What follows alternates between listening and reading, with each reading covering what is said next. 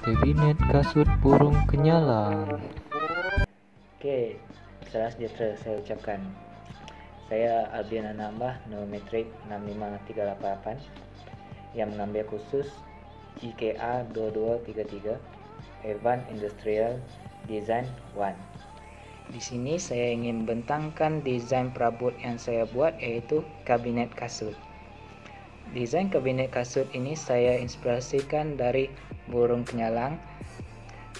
Saya hanya mengambil bahagian tanduk dan paruh burung kenyalang sebagai idea untuk menghasilkan reka bentuk perabot ini. Oke, saya memilih burung kenyalang sebagai inspirasi rekaan saya karena burung kenyalang merupakan lambang hewan rasmi negeri Sarawak. Selain itu, burung kenyalang juga merupakan lambang pada kekuatan dan kekukuhan yang akan diaplikasikan pada struktur reka bentuk kabinet kasut yang saya buat ini.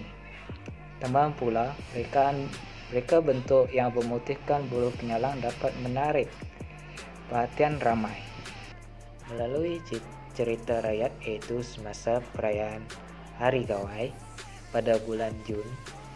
Burung kenyalang memainkan peranan penting dalam perayaan masyarakat Dayak.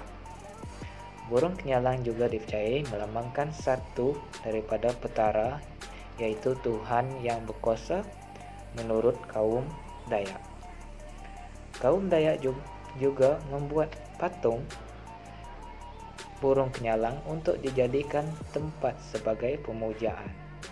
Motif inilah yang akan saya terapkan di dalam rekaan perabot saya ini.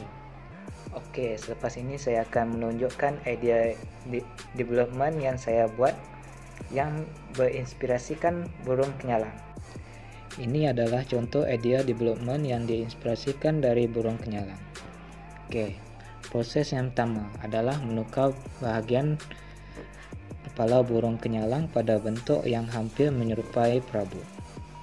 Proses yang kedua adalah menukar bentuk perabot kepada lebih stabil lagi. Ketiga, dengan mengaplikasikan warna tanduk dan paruh burung kenyalang pada perabot. Keempat, hanya menambah tempat duduk pada perabot. Seterusnya, meletakkan pintu pada bahagian letak kasut, menambah satu lagi ruang kosong yang meletakkan kasut. Akhirnya, untuk finalnya, meletakkan 3 pintu pada rak kasut tersebut untuk kelihatan lebih menarik. Ini merupakan final desain kabinet kasut yang saya buat. Seperti yang kita lihat pada desain kabinet ini, saya menambah satu bahagian tempat duduk pada desain kabinet untuk memberi keselesaan pada pengguna semasa ingin memasang kasut pada kaki. Dengan adanya tempat duduk pada kabinet kasut ini, pengguna tidaklah bersusah payah mencari tempat duduk dan tidak duduk di lantai semasa memasang kasut. Oke, tinggi bagi kabinet ini adalah 70 cm dan panjangnya 111 cm. Panjang bagi tempat duduknya pula 50 cm dan lebarnya 43 cm. Warna yang saya gunakan pada perabot ini, saya mengambil warna yang ada pada tanduk dan paruh burung kenyalang, yaitu menggunakan warna merah, kelabu dan kuning. Oke, untuk poster yang pertama ini saya letak exploded view, technical drawing dan dimension dia. Untuk bagian exploded view ini saya menggunakan kaedah jointing system yang bernama fat domino. Bukan fat domino main piano yang ini ya.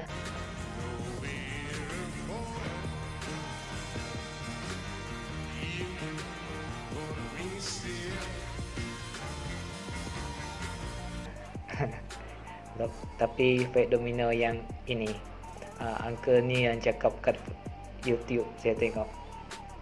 Oke, fat domino ini senang digunakan. Hanya masukkan tenem ke dalam lubang yang sudah dibuat. Saya ni Itu saya juga menggunakan encel untuk diletakkan pada bahagian pintu kabinet tersebut.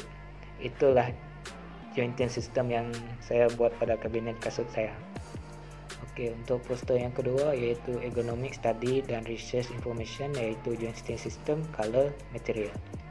Untuk ergonomic dan validation, desain kabinet saya ini merupakan desain yang unik, senang digunakan, mempunyai tempat duduk, desain yang berbeza dengan kabinet di pasaran, dan berkonsepkan burung penyalang.